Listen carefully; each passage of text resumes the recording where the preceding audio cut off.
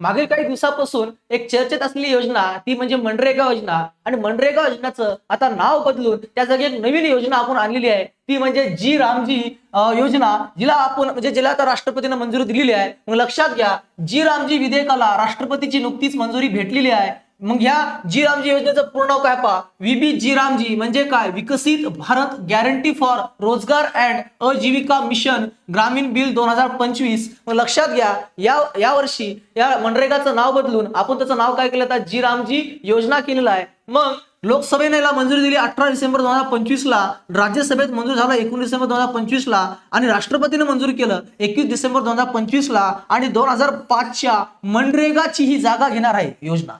म्हणजे मनरेगा अगोदर 2005 ला योजना सुरू केली होती लोकांना रोजगार भेटण्यासाठी, आणि त्याच्या जागेवर जी रामजी ही विधेयक आलेलं आहे. आणि महात्मा गांधी यांचं नाव बदलवण्यामुळे सरकारवरती आरोप होत आहेत की तुम्ही महात्मा गांधी यांना हटवण्याचा प्रयत्न करत आहात. मग लक्षात घ्या, आता आधी रोजगार भेटण्याचे 100 दिवस, मनरेगा अंतर्गत 100 दिवस रोजगाराची गॅरंटी भेटायची. आता ते 100 वरून 125 दिवसाचा रोजगार गॅरंटेड भेटणार आहे जनतेला.